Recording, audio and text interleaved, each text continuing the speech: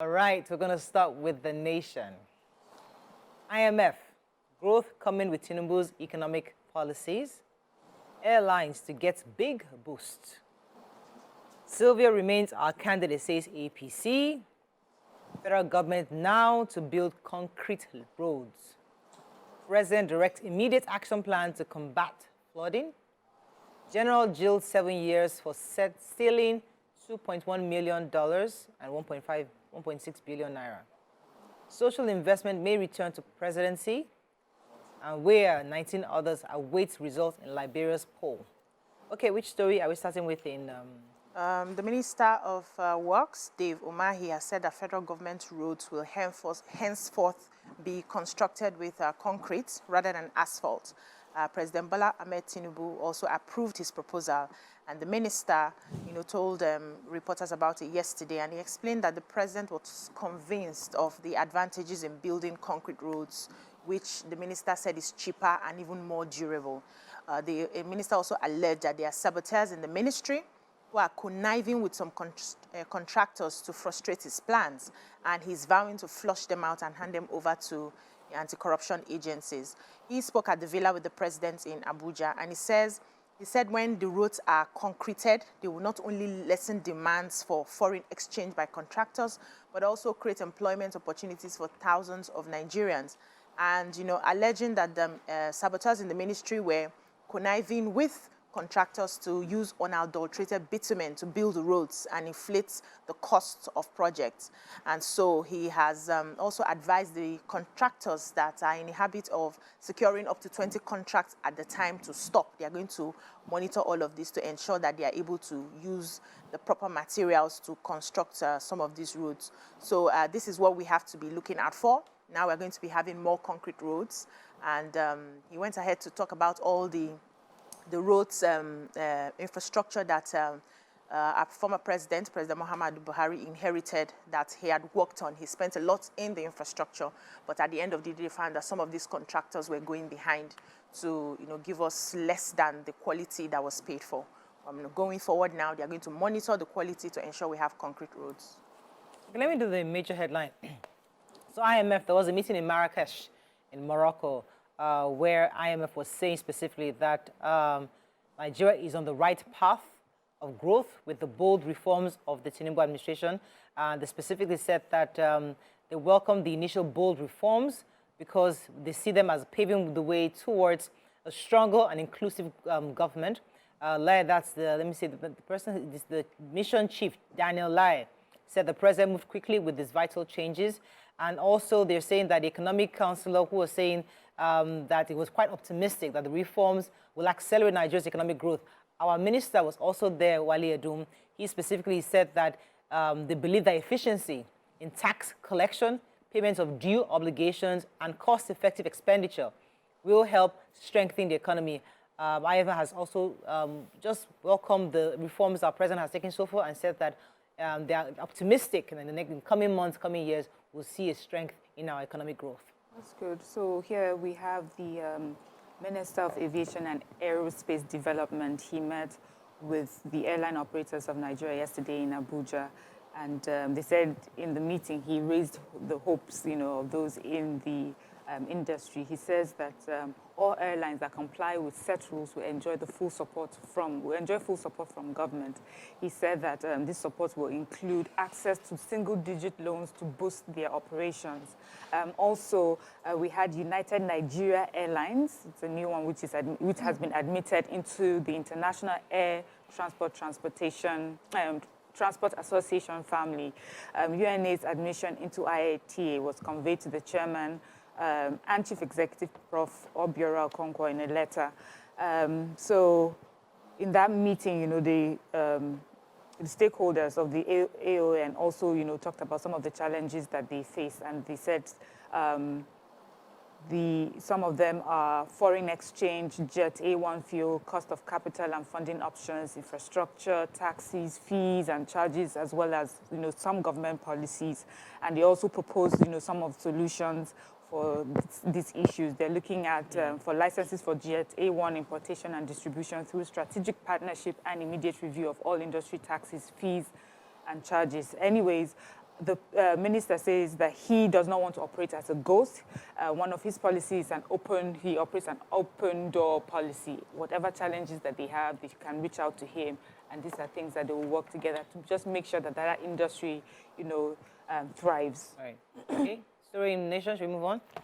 The Punch. Naira plunges to 1,025 kobo per dollar as job losses bloom and factory shut down.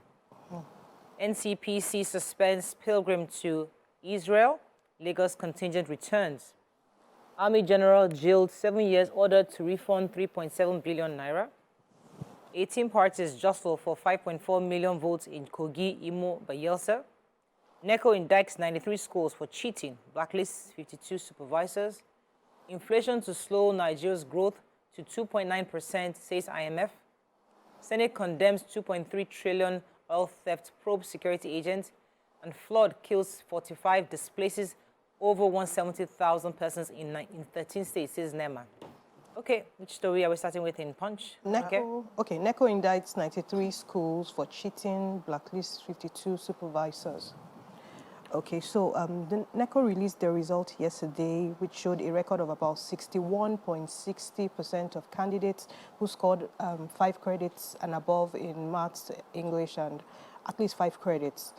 But somehow they also found out that there are 52 supervisors from about 93 schools across the country that had issues of poor supervision, aiding and abetting. I mean, we've been hearing this for a very long time. But the good news is those guys will be invited for questioning, and immediately afterwards, appropriate sanctions would apply. I pray they get just one school. And also, we had about 1,543 candidates with special needs that sat for these exams as well. We have the National Emergency Management Agency, NEMA. They said that they had a meeting on Tuesday with the Water, Sanitation and Hygiene Emergency Working Group. And they were just talking about the flooding that, there's been experienced by 13 states in our country as a result of the release of water from the Lagdo Dam by the Cameroonian authorities. Sadly, they say 45 persons have died, while 171,545 persons have been displaced, with farmlands and other properties destroyed in affected states. As of October 7th, they said the update is, they give an assessment of the flood situation in Adamawa, and they said it impacted a lot of people and communities. And so they're recommending that all states activate their flood response plans. And also, they're also waiting for other stakeholders to see what sort of support they'll be giving these areas. But also the Water, Sanitation and Hygiene Emergency Working Group also needs to be involved in all these emergency situations. As we know, when flooding happens, displacement happens, issues with water, sanitation and hygiene is also an issue. Yeah. Okay, let me take the pilgrims. So the Nigerian Christian Pilgrims Commission on Tuesday announced that all pilgrimages to Israel and Jordan will be suspended as a result of the ongoing war between Israel and Hamas. The operations head, that's Abu Panachi, was saying that the attacks in Israel University has made it very difficult for them to. I think people are actually paid already for pilgrims, because even my husband was interested in going this December, and he was ready to make plans. Say even if the war ends tomorrow, he's not going again. I said, but it's what. I wonder how Nigerians go with their full chest. So anyway, so according to the report, as many of you know, Hamas had attacked Israel on Saturday. About 900 people died instantly, and then since then, Israel has retaliated with bombarding Gaza. And so far, I think I called this report this morning, about 687 have been killed so far. And the war is ongoing. So we're happy that the Nigerians, 310 Nigerians, I know two people that were there. Brown called them, check when I hope you guys are alive, so they're fine. So I'm happy they came in yesterday. 310 of them landed Nigeria yesterday, and they were really excited. I mean, the governor was happy to receive them, and at least they're safe, no issues. But all pilgrimages to Israel currently has been suspended until further notice for obvious reasons. Any other story in Punch? Yes, I have. Nigerian Employers Consultative Association and Manufacturers are lamenting the falling value of the Naira. And they are warning that if nothing is done, it will lead to shutting down of factories and a lot of people will lose their jobs. So according to the report, said the Naira fell further on Tuesday as it exchanged for the dollar at a parallel market between 1,005 to a dollar and 1,025 to a dollar. And this, continued since the federal government allowed a free float of the national currency against the dollar and the global currencies, which happened in June. So the decline is making manufacturers struggle to get raw materials. And more companies are planning to sack their people, shut down because it's not working. Bureau de change operators too are complaining. Say they get the dollar for like 1,000, sometimes 1,010, and they have to sell for like 1,015, which they don't know when it's going to stop. If it's ever going to come down again, it just keeps, going up. Now, the manufacturers are also saying that, the forex crisis will likely kill many industries. By the time they buy, they are not able to sell. People are not buying because there's no money to buy. And even when they buy, they are not pricing. You're not getting commensurate to what you have put in to manufacture the product. All right, we're also going to break. When we come back, we continue with our review. Stay with us. We'll be right back. Thanks for staying with us. We're going to move on now quickly to Sun. Tinubu backs Umahi over war against contractors. 5.4 million voters to elect Imo, Kogi, Bayelsa governors. What Tinubu must do to fix Nigeria, says Pastor Ashimolowo. Ogun Zamfara, Cross River, Adamawa top cholera cases. Bayelsa Guba, Sylvia appeals ruling voiding his candidacy. Kidnapper on the rampage in Nasarawa and Kogi. Subsidy, federal government will soon release 6-month report of revenues, says Ramfak. Anguish as fuel queues increase in Abuja. Okay, which story? Let me take INEC. They've disclosed that a total number of over 5 million registered voters will exercise their franchise in the forthcoming November 11 off-season governorship elections in 3 states of Kogi, Bayelsa, and Imo. INEC also says that it has cleared 16 political party candidates in Bayelsa, 17 in Imo, and 18 parties in Kogi State. It also says that the commission will be organizing a mock accreditation of voters, and they will deploy beavers and IREV. They also are saying that there's a timetable of the schedule of activities that, that will be sent out to the different states. The elections will hold simultaneously in the 3 states, Thursday, October 12th, and it will be, Saturday, October 14, 2023, from 8:30 to 2:30. And they also said that lessons learned from the exercise will also be taken into consideration to ensure a seamless deployment of the beavers and IREF on the election day itself proper.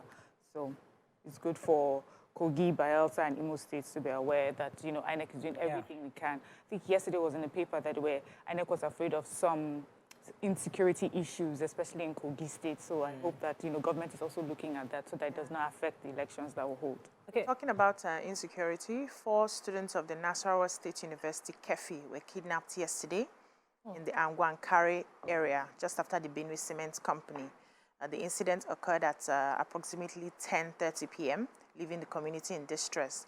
The abducted students have been identified as Rahila Hanya, 100-level student of the School of Life Sciences and Technology, Josephine Geshon, 100-level Computer Science Department, Rosemary Samuel, 100-level Department of Business Administration, Goodness Samuel, 100-level Department of Geography. And they said they can't understand the motive behind the abduction of these students. So the Senate Chairman on Security for the Nasarawa State, has spoke up about it, and he expressed concern and anguish over the incident, and he was praying that God would, safeguard and protect them and bring them home. Law enforcers agencies also have been alerted. There's a comprehensive search and rescue operation is on the way to locate and rescue the abducted students. But right now, they don't even know where they are. But we're hoping that they've launched a manhunt already, so we're hoping that they'll be able to get them in no distant time. It's just a painful one. Any story, Son? Yes. Go ahead, please. Anguish as fuel queues return to Abuja. There's a picture of a very, very long queue. Abuja motorists were tormented on yesterday, when many filling stations shut down due to lack of petrol. This led to queues in few outfits that dispense the community. So areas affected around Kubwa, Zuba, Lugbe, CBD, lots of queues owing to anxiety that the landing cost of petrol has moved all the way to 720 naira per liter. So I think this article interviewed a lot of people. A lot of people were interviewed, and everybody just kept shouting, "I need fuel for school runs. I need fuel for my business. Life is becoming unbearable." But we thought after the removal of fuel subsidy, we shouldn't be back to queues again. So we're hoping that is attended to. Okay, major headlines. So not just Hurricane Wike is blowing hot and cold, hot and hot and hotter. hotter and hotter. We have the Minister of Works, Dave Umahi. He's also blowing pretty hot, saying that he has the president's backing to fish out everybody who's frustrating the policy. He calls them the enemies within. They've ganged up to frustrate the policy, and the President Tinubu has given him the go-ahead to resist any blackmail and to do what is right for the benefits of Nigeria. According to him, many of these contractors get 20 projects, but end up just taking maybe implementing just 2 units or putting only 2 or so equipment to site. He said that there are some elements within that are fighting him, who are also benefiting from the system, and that is the greatest problem they have. And he said, I will flush out those elements and take them to ICPC. I'm speaking on his behalf.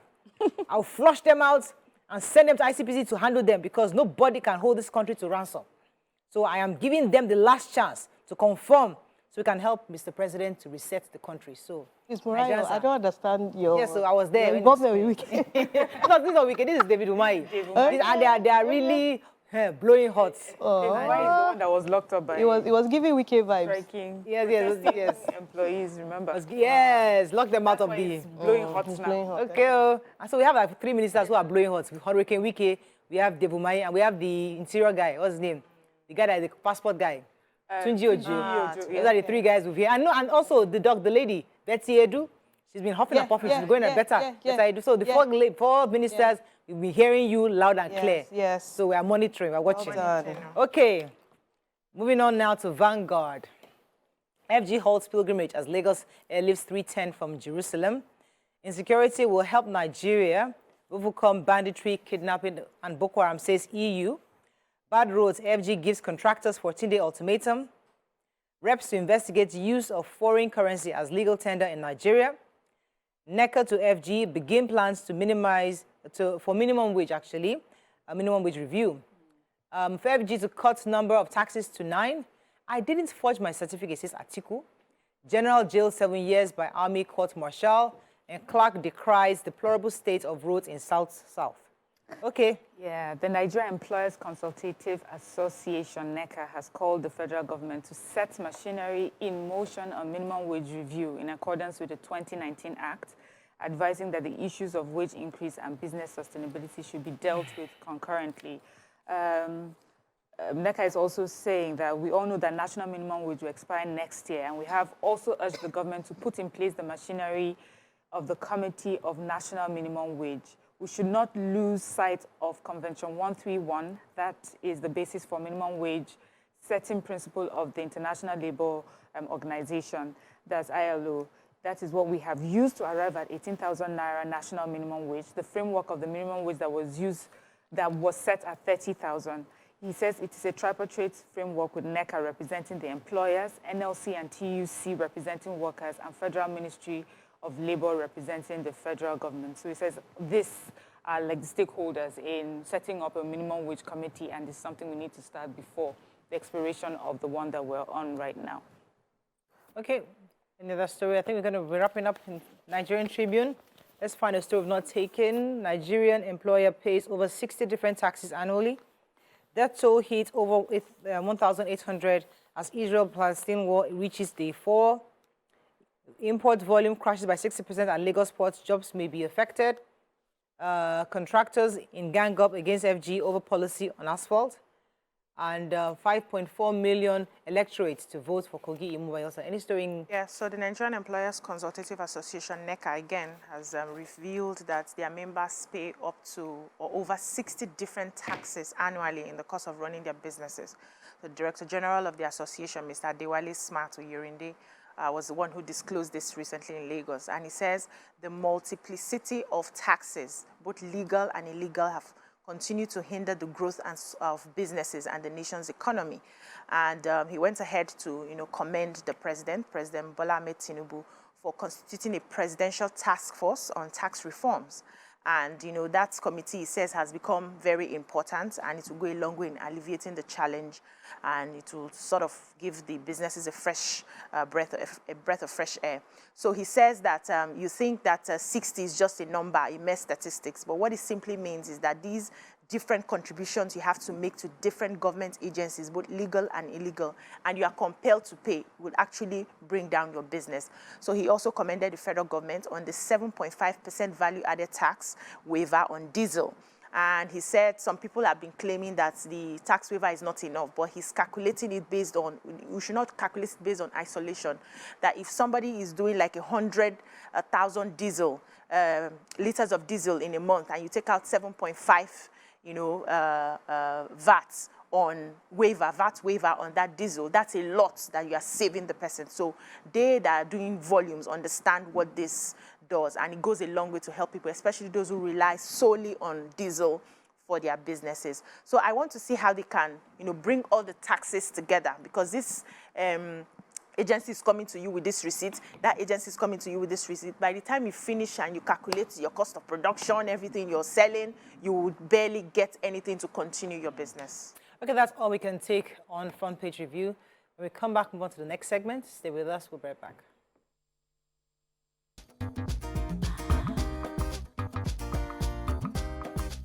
Stay tuned. Your View will be right back.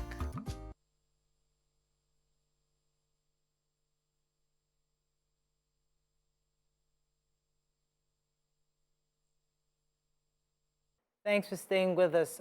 So the hot topic today is about a story everybody's talking about online, about a young girl who had posted a video of herself, and we could hear the audio of her parents talking about, chastising her for asking for an iPhone 8. The loads of comments on social media concerning this matter. And it's a multifaceted conversation because people are looking at it from different sides. So what happened, for those of you that have not watched it, I'm not sure if our producer will be able to show the clip to you. The young girl, we could see her, and she was obviously in a car with her parents, who expressed displeasure at the fact that she was asking them for an iPhone. And they said things like, our future obviously is not secure in your hands, because for you to be, you refuse to gain admission into the university, you're not doing anything tangible with your life. Thank God you're not the only child that we have. We have other children who at least are getting along well. While all your friends are going to school, you have refused to gain admission.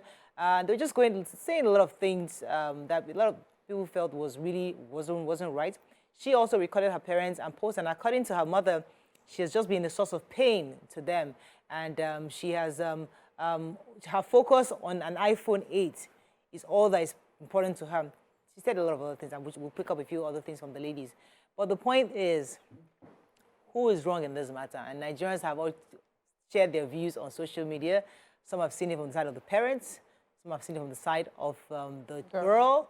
Some have seen it from the side of society, because there's a lot of pressure. Young people, today is actually International Day for the Girl Child, and a lot of young girls are under pressure across board. Boys feel the pressure too, but some girls also feel the serious pressure of getting along and just being pretty, having stuff other girls have.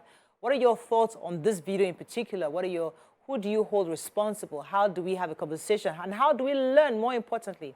What lessons can we learn from that experience, especially from those of us who were raised in this country and have a new perspective to raising children? You can call us on the numbers on your screen, 081-076-41679, 09024163440. You can also tweet to us at TVC Connect. Please hashtag YourViewTVC so we can read the tweets. Let me start with you, BC. The reason I'm starting with you, because we were raised differently from this generation, and whatever this man is saying, many of us are somewhat familiar. A lot of people say, oh, this is something parents do. We've also learned that, okay, maybe it's not the right approach. But what are your thoughts when you heard the video? What came to your mind? So I felt bad that the girl was shamed for wanting something. And it just quickly took me back to growing up, when I was called selfish at some point for asking for my school fees. And I was shamed for that. I was called selfish. I was called, you don't care about any other person. You're only thinking of yourself. And in that confused state as a teenager, I was telling myself, am I the one that's supposed to now be thinking of school fees for my younger ones?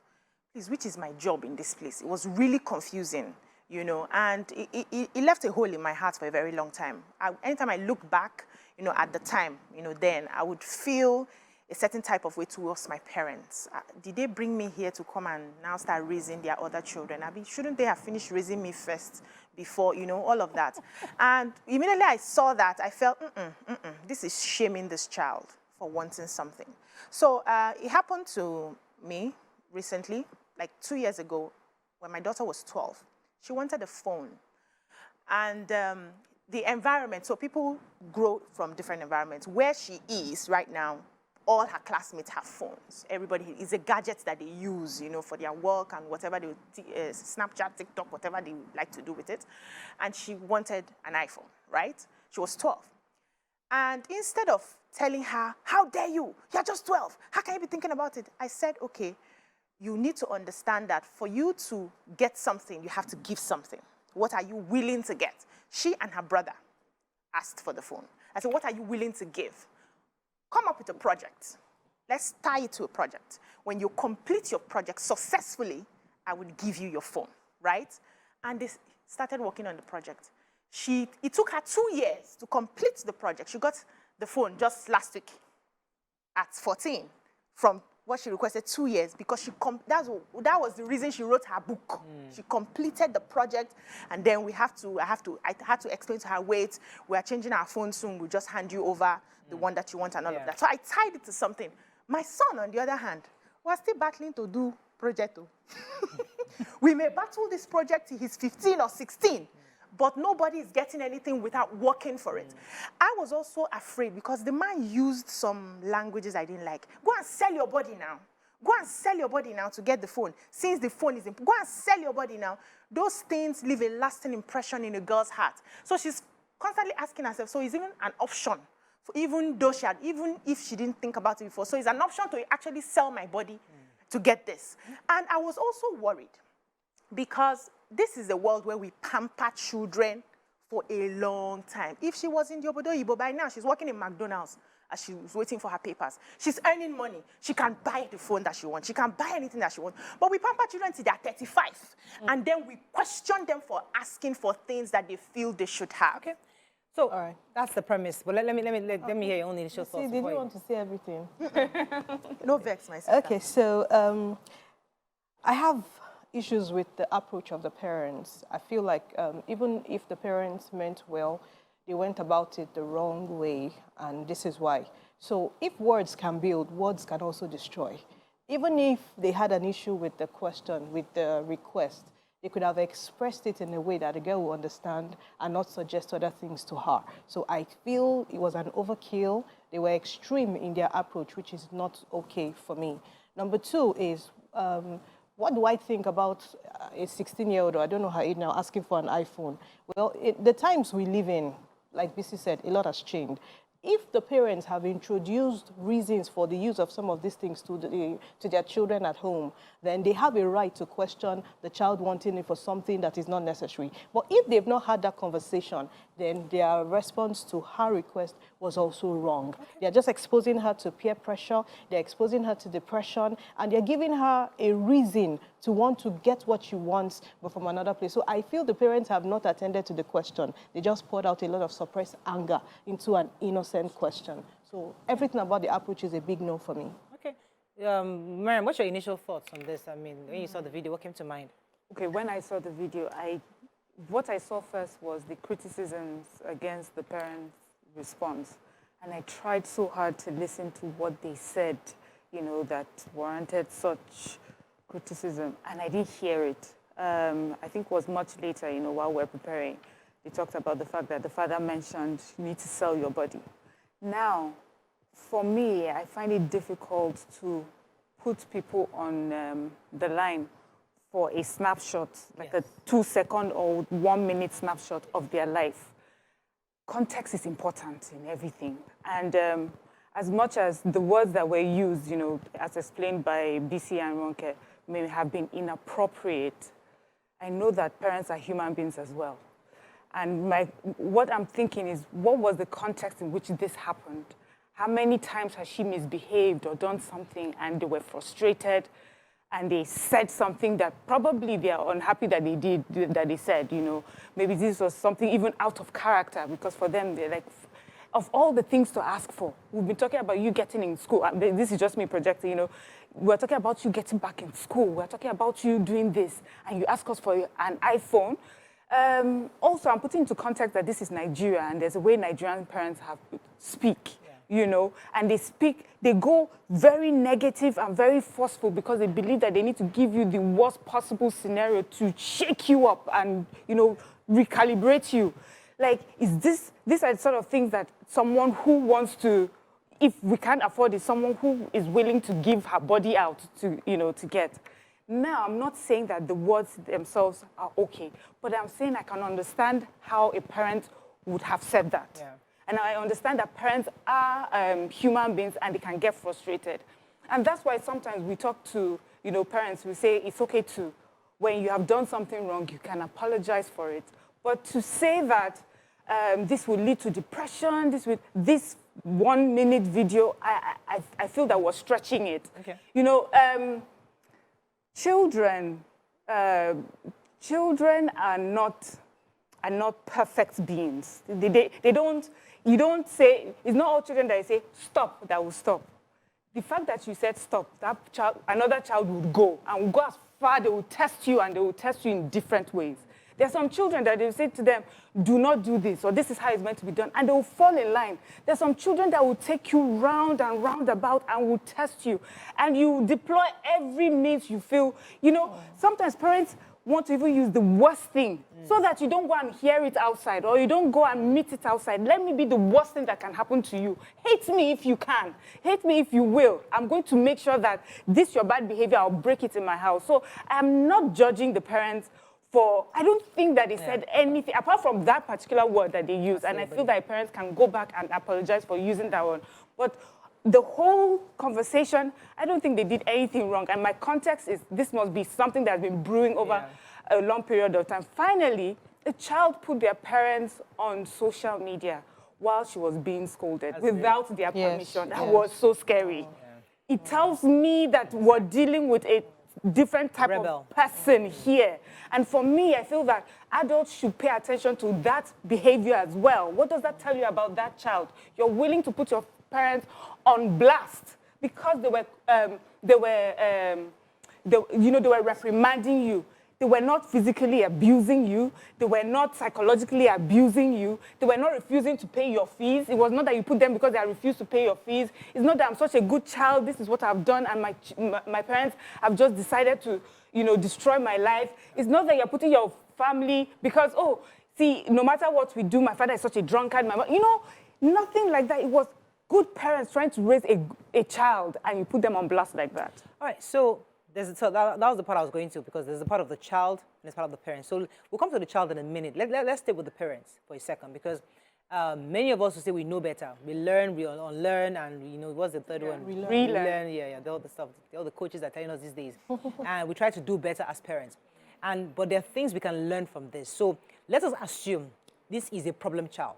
Let's assume that she has siblings who are doing very well, done in school, and she's just one person that maybe she's not well understood. Maybe she's had her own insecurity issues that caused her her rebellion. But her parents obviously don't understand, and they are frustrated that she has refused to gain admission. There are possibilities that they've tried to reprimand her several times, and she just doesn't listen. Now, when a parent is in that state, how does a Nigerian parent, how do they handle it? Because this is a girl in the university. She's not a child. She's not a baby. She's obviously somebody who, she should be in university. She should be in university, about 18 or 17 or so. So how does a parent handle that kind of a child today? Okay. Okay, so Morero, before I get into your question, I've had the privilege of speaking with so many girls who had gone south. They became, in the context of this, bad. And when I listen to them, 60 to 70% of those girls chose that option because they felt somewhat rejected by their parents. Of course, I didn't get to speak with the parents. If I had spoken with them, parents would say, no, this is such a rebellious child. So your question is, how do we handle children who seem to be choosing another path different from what their parents have tried to show to them from when they were younger? And I think aggression, strong words, a lot of look at this one's child, look at that one's child, will not do it.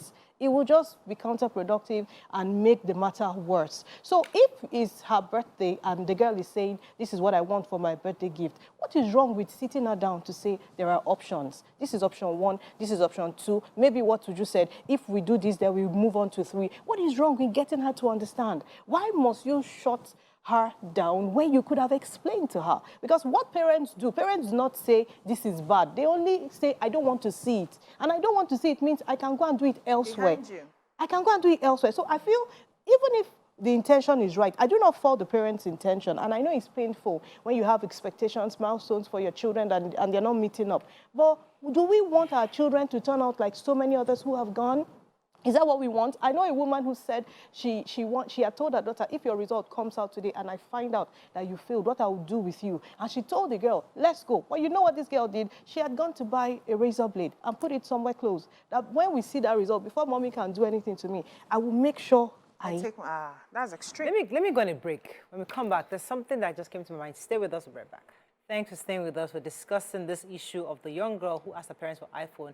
It's gone also all over social media. It's trending. I would like to hear your views. You can follow some of the numbers on your screen. Let me come to you, BC, on this in how to handle a rebellious child in this situation. So sometimes I realize that what we call a rebellious child is a child who is not obedient to the ways we have carved out for them. We want to tell children to sit, and they sit without asking questions. We want to tell them to do this, and they do it without asking questions. You see parents that hear why from their children get frustrated. Why are you asking me, my friend? Go and do what I ask you to do. Don't ask me, you know. And those children who don't ask those questions are seen as obedient. But a child who challenges you is actually a child that has a brain. It's actually a creative child. It's a child that is able to think. So you need to now temper. That's why they say if you are mad, don't have children. If you have anger issues, don't have children. Because what we see is that parents transfer the frustration of life on the children that they are supposed to nurture. Some of us were called rebellious because we didn't want to tow the way every other person was towing. I was the first person who gave my life to Christ in my house, right? And when I started going to church, my father banned me from going to church. And I would sneak out and go to church. I was rebellious. But in my head, I just found Jesus and I had to go to church. But there was nothing I did not hear. There was no beating I did not collect for just choosing a different path. At the end of the day, he gave his life to Christ and followed me to the same church. But I've collected my beating, right? So sometimes you have that child. I have one in my house. I tell the other people, go this way. This one is constantly questioning me. In fact, every day we're having Sermon on the Mount. I have to calm down and call him, oh yeah, let's have a conversation. Why do you want to go this way? Don't burn your kind. As in, I burn my kind. And I understand that. But it took me a while to understand that. Okay, probably because he's my kind, I have a better understanding of how to approach him. We normalize abusing children and their mental health in the name of correction. They say the rod of correction, I know. Say a child who's usually very stupid and everything.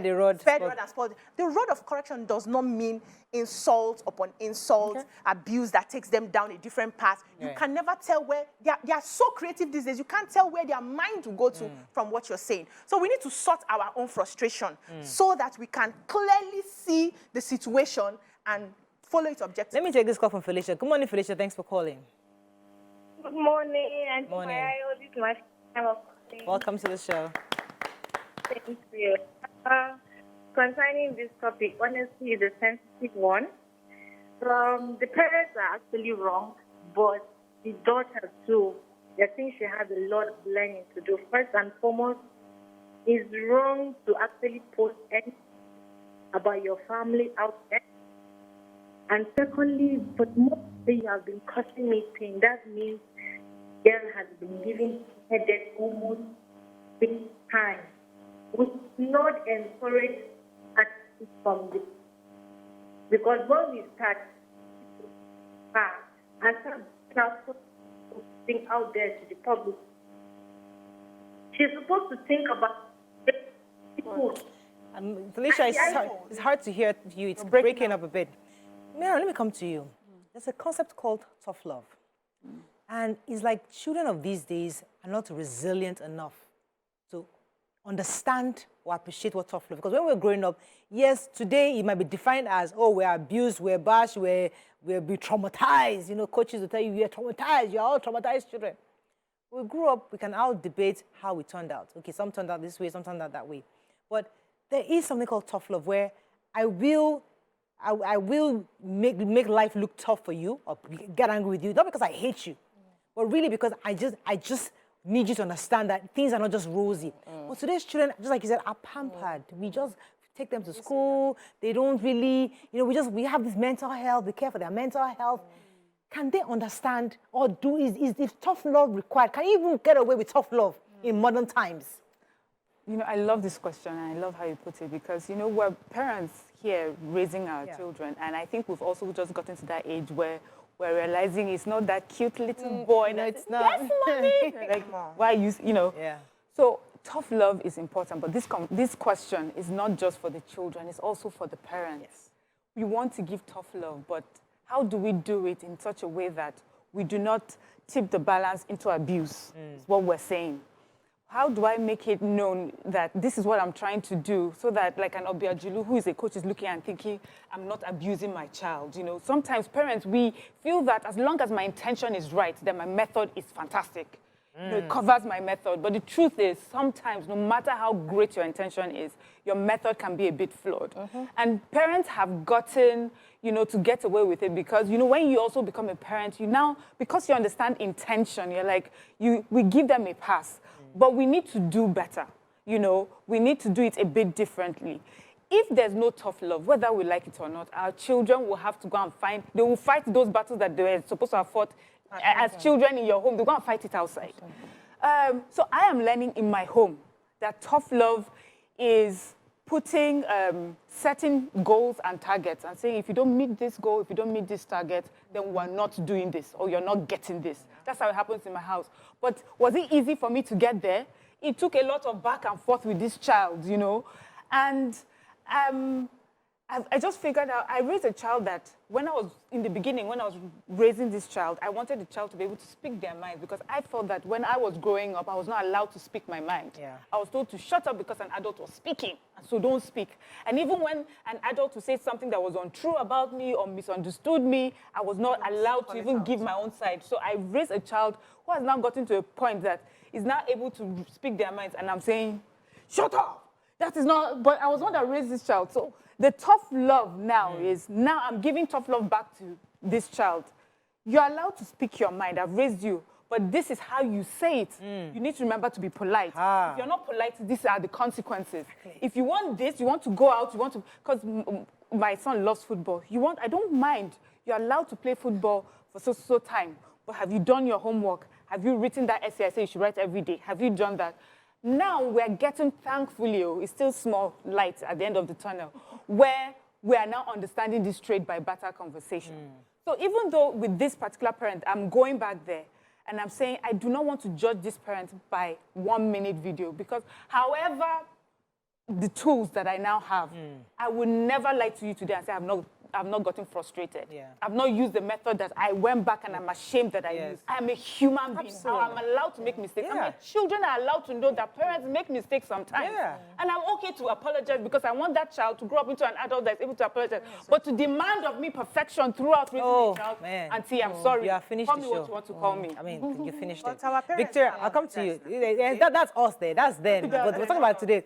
Victoria from Iju, thanks for calling, Victoria. Sorry for keeping. Oh, please call her back. I do apologize for keeping you. So Mo, I wanted to add to what Miriam said. I feel the concept of needs and wants do not just apply to financial matters.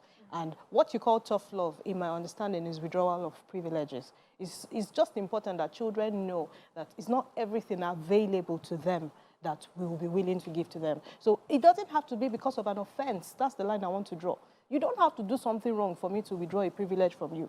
I just need you to understand that in life, there are times when we have excess and there are times when no is a statement. No does not need any other explanation.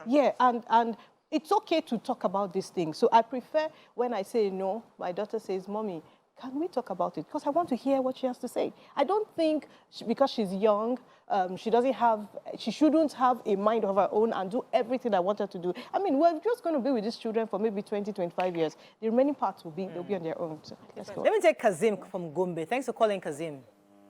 Good morning. Morning. Murayo and Bode.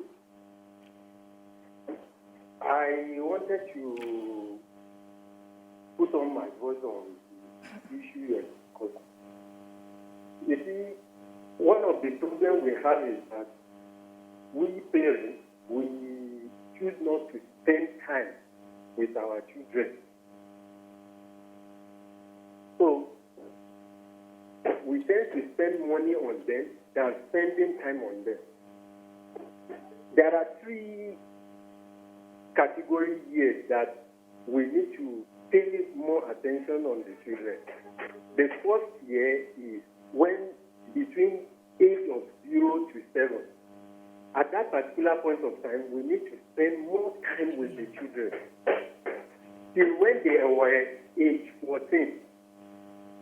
Immediately after age 14, when they get to age 21, at that time, child are at liberty to do whatever they want. But nowadays, the reverse is the case. We spend more time, we spend more money on the children than... All right, so, sorry, we lost Kazim. Bisi, let me come to you on this matter. There's a part I want you to touch on. A parent is watching television right now and say, listen, I've raised 4 kids. 3 of them, fantastic. We raised them in the same house. Same exposure, same tough love, same cuddly, same conversations, and 3 of them are doing well. It's this one. This one. Everything. So someone say, I'm a pastor, I'm a preacher, I'm an imam, I raised everything in the books. But this one child. Now, at what point does a parent let go of a rebellious child or find a way to continue this? Because that's what this guy is doing. Like, I have other children. You have refused to go back to school. So a parent is watching right now. He did everything right. But still this one child. What do? She's just 18. No, hold on. I know why I'm putting the just, right?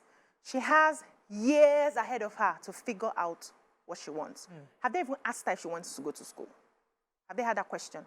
We had a guest who came yesterday who said she wrote JAM 6 times. Put that lady in that family. And imagine the kind of thing she'll be hearing for writing JAM 6 times. Have we taken time to understand this child? To know what this child needs exactly? So we assume because I can pop out children, I pop out 4, all of them will be treated with the same measure. No. Every child in your house has a different parent. Every child. If you have 4 kids, the first one has a different Morayo attending to her and a different Mr. Brown. The second one has a different Morayo. So you show yourself to the child how they present. And so in your head, I have done everything. In the child's head, mommy is different with Miriam the way mommy is different with me. Mommy is different with Ronke the way mommy is different with me. They see different mommies.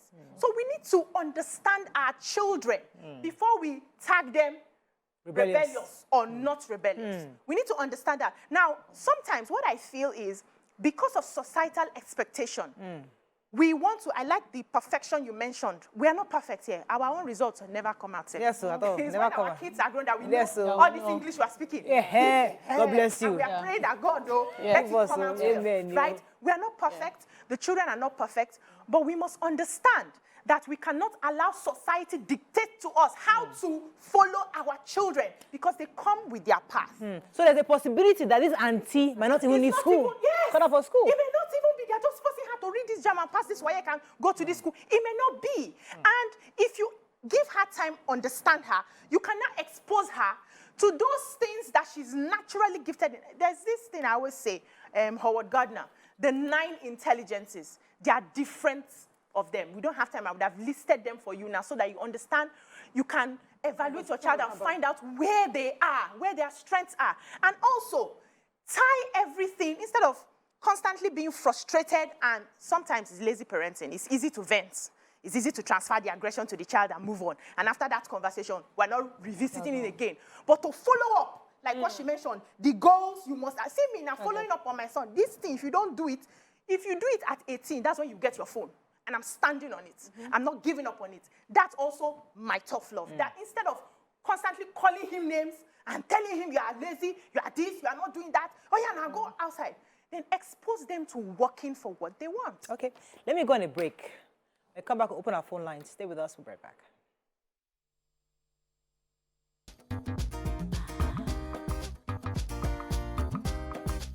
Stay tuned. Your view will be right back.